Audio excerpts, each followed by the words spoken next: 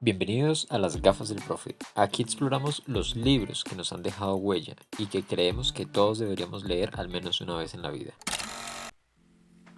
Esta es Las gafas del profe y estamos leyendo Rebelión en la granja de George Orwell, capítulo 2. 3 noches después, el viejo mayor murió plácidamente mientras dormía. Su cuerpo fue enterrado al pie del huerto. Esto ocurrió a principios de marzo. Durante los 3 meses siguientes hubo mucha actividad secreta. El discurso del mayor había dado a los animales más inteligentes de la granja una perspectiva completamente nueva de la vida. No sabían cuándo se produciría la rebelión que el mayor había vaticinado. No tenían ningún motivo para pensar que sucedería mientras ellos vivieran, pero tenían claro que era su deber prepararse para ella. El trabajo de enseñar y organizar a los demás recayó de manera natural en los cerdos, que eran reconocidos generalmente como los más inteligentes de los animales. Entre los cerdos habían dos destacados, dos jóvenes berracos llamados Bola de Nieve y Napoleón, a los que el señor Jones estaba criando para vender. Napoleón era grande y de aspecto feroz. No era muy hablador, pero tenía fama de salirse siempre con la suya. Bola de Nieve, por su parte, era un berraco más vivaz que Napoleón, más elocuente y con más inventiva, pero no se consideraba que tuviera la misma fuerza de carácter. Todos los demás cerdos, machos de la granja, eran animales de engorde.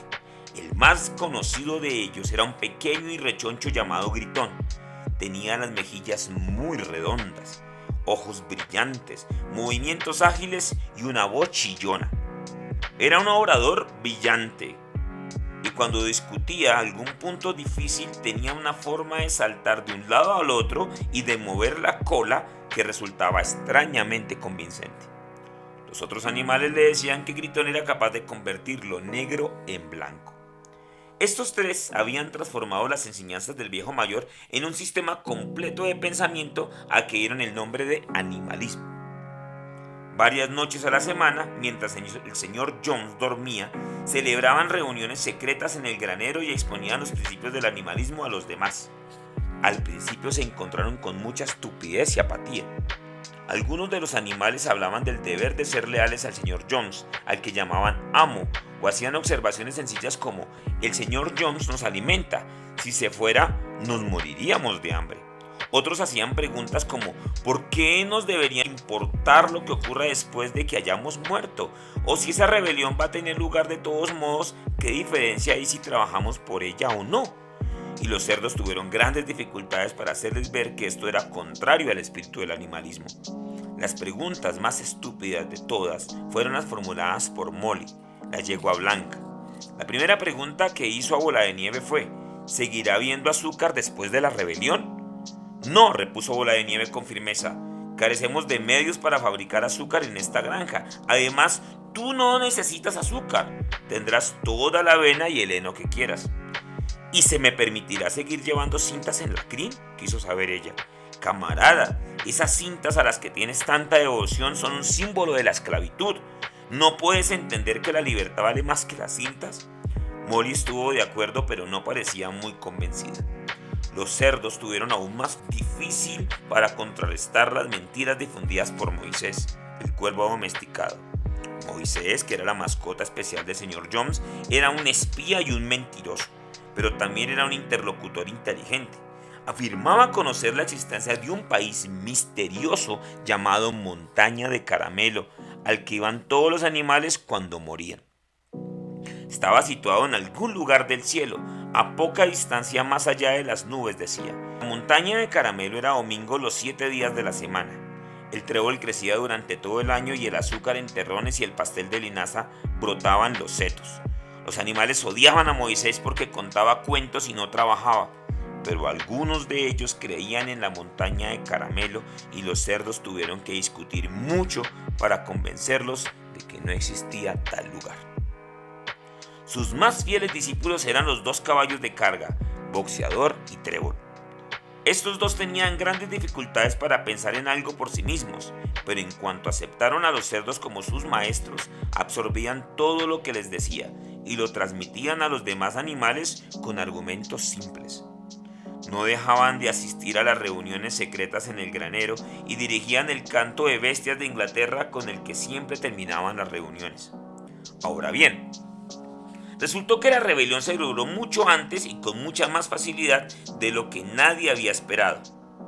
En años anteriores, el señor Jones, aunque había sido un amo duro, era un granjero capaz, pero últimamente estaba pasando por una mala racha. Se había desanimado mucho tras perder dinero por un pleito y había empezado a beber más de lo que era conveniente para él.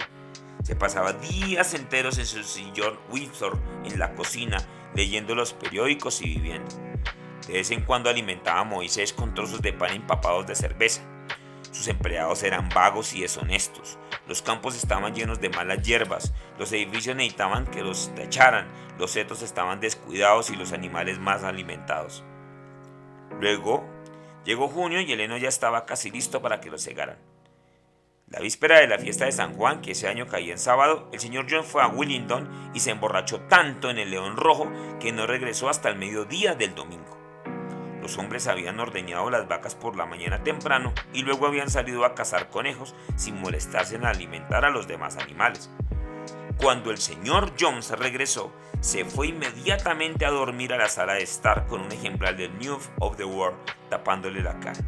De modo que cuando llegó a la noche, los animales seguían sin estar alimentados.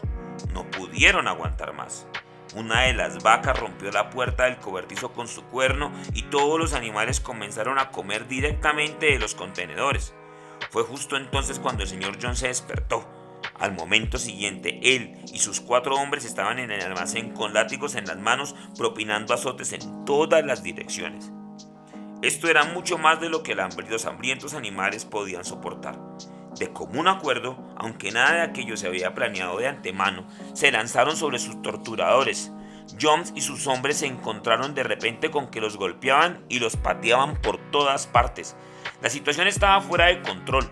Nunca había visto a los animales comportarse así, y aquel repentino levantamiento de criaturas a las que estaban acostumbrados a golpear y a maltratar a su antojo les hizo sentir un miedo atroz. Al cabo de unos instantes renunciaron a defenderse y salieron corriendo despavoridos. Los 5 huyeron por el camino de grava que conducían a la carretera principal con los animales persiguiéndolos triunfantes. La señora Jones se asomó a la ventana del dormitorio, vio lo que estaba ocurriendo, se apresuró a meter unas cuantas pertenencias en una maleta y se escabulló de la granja por otro camino. Moisés saltó de su posadero y aleteó tras ella, graznando con fuerza. Mientras tanto, los animales habían ahuyentado a Jones y a sus hombres persiguiéndolos hasta la carretera y cerraron la puerta de barrotes cuando salieron. Y así, casi antes de que supieran lo que estaba pasando, la rebelión se había llevado a cabo con éxito. Jones había sido expulsado y la granja les pertenecía. Durante los primeros minutos, los animales apenas podían creer en su buena suerte. Lo primero que hicieron fue galopar todos juntos a lo largo de los límites de la granja, como si quisieran asegurarse de que no había ningún humano escondido en alguna parte. Luego volvieron corriendo a los edificios de la granja para borrar los últimos rastros del reinado del terror de Jones. La puerta del cuarto de los arneses, situada al final de los establos, cayó abierta a golpes. Los bocados, las argollas, las cadenas de los perros y los afilados cuchillos con los que el señor Jones castraba a los cerdos y a los corderos fueron arrojados al pozo. Las riendas, los cabestros, los anteojeras y los degradantes morrales los lanzaron a la pila de la basura que ardía en el patio. También los látigos. Todos los animales se regocijaron de alegría cuando vieron que los látigos ardían en llamas. Bola de Nieve también arrojó al fuego las cintas con las que trenzaban las crines y las colas de los caballos en los días de mercado. Las cintas deben considerarse ropa, declaró, y esa es la marca del ser humano. Todos los animales deben ir desnudos. Cuando Boxeador oyó aquello, cogió el pequeño sombrero de paja que usaba en verano para evitar que las moscas se le metieran en las orejas y lo arrojó al fuego con el resto de las cosas. Los animales tardaron muy poco en destruir todo lo que le recordaba al señor Jones. Napoleón los condujo de nuevo al almacén y sirvió una ración doble de cereal para todos, con 2 galletas para cada perro. Luego cantaron Bestias de Inglaterra, de principio a fin 7 veces seguidas, para después acomodarse y dormir como jamás lo habían hecho. pero se despertaron al amanecer como de costumbre y recordando de repente los dolorosos acontecimientos, salieron corriendo todos juntos hacia los pastos. Un poco más allá del campo había un montículo que dejaba ver la mayor parte de la granja. Los animales se apresuraron a subir a la cima y miraron a su alrededor bajo la clara luz de la mañana. Sí, era suyo.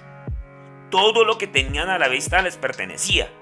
Bajo el éxtasis de aquella idea, retosaron una y otra vez y brincaron con grandes saltos de emoción. Se revolcaron en el rocío, arrancaron bocados de la dulce hierba de verano, levantaron terrones de tierra negra y aspiraron su rico aroma. Luego hicieron un recorrido de inspección por toda la granja y observaron con admiración muda la tierra de labranza, el campo de heno, el huerto, el estanque, los setos. Era como si nunca hubieran visto aquello y todavía les costaba creer que todo era suyo. Luego volvieron en grupo a la granja y se detuvieron en silencio ante la puerta de la casa. También era suya, pero les daba miedo entrar. Sin embargo, después de un momento, Bola de Nieve y Napoleón abrieron la puerta con el lomo y los animales entraron de uno en uno, caminando con sumo cuidado de no estropear nada. Pasaron de puntillas de una habitación a otra, temiendo alzar la voz por encima de los susurros y contemplando con algo parecido al asombro el increíble lujo. Las camas con sus colchones de plumas, los espejos, el sofá de crin de caballo, la alfombra de Bruselas, la litografía de la reina Victoria sobre la repisa de la chimenea del salón. Estaban bajando las escaleras cuando descubrieron que Molly había desaparecido. Al volver, los otros descubrieron que se había quedado en el mejor dormitorio. Había cogido un trozo de cinta azul del tocador de la señora Jones y lo sostenía contra su hombro y se miraba al espejo de una manera muy tonta. Los demás la riñeron con dureza por su conducta y salieron de allí. Sacaron algunos jamones que estaban colgados en la cocina para enterrarlos, y el barril de cerveza que había en la despensa cayó volcado y roto de un cos de boxeador. Pero por lo demás no se tocó nada de la casa. Se aprobó una resolución unánime de que la casa debía conservarse como museo. Todos estuvieron de acuerdo en que ningún animal debía vivir allí. Los animales ayunaron y luego Bola de Nieve y Napoleón los llamaron para que se volvieran a reunir. «Camaradas», comenzó a decir Bola de Nieve, «son las 6:30 y tenemos un largo día por delante. Hoy empezamos a recoger el heno, pero hay otro asunto que debemos atender antes». Fue entonces cuando los cerros revelaron que durante los 3 meses anteriores habían aprendido a leer y a escribir con un viejo libro de ortografía que había pertenecido a uno de los hijos del señor Jones y que ellos habían tirado en un montón de basura. Napoleón pidió botes de pintura blanca y negra y enfiló el camino hasta la gran puerta de 5 barrotes que daba a la carretera principal. Entonces Bola de Nieve, que era quien mejor escribía, tomó una brocha entre los dedos de la pezuña y borró el rótulo que rezaba Granja Manor en la barra superior de la verja, y en su lugar escribió Granja Animal. Aquel sería el nombre de la granja a partir de ese momento. Después de esto, volvieron a los edificios de la granja, y allí Bola de Nieve y Napoleón mandaron a buscar una escalera que hicieron colocar contra la pared trasera del granero grande. Los cerdos explicaron que con lo que habían estado estudiando durante los últimos 3 meses, habían logrado reducir los principios del animalismo a 7 mandamientos.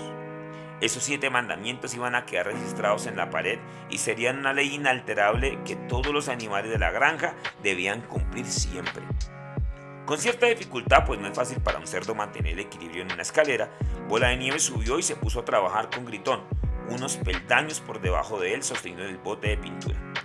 Los mandamientos quedaron escritos en la pared alquitranada con grandes letras blancas que podía leerse a 30 metros de distancia y decían así: los 7 mandamientos.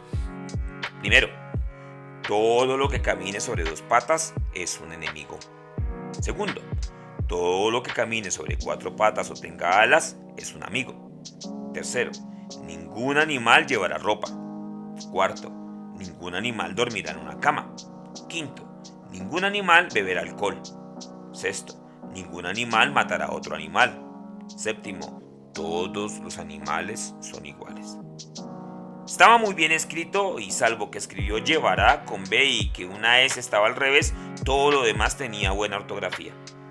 Bola de Nieve lo leyó en voz alta para los otros.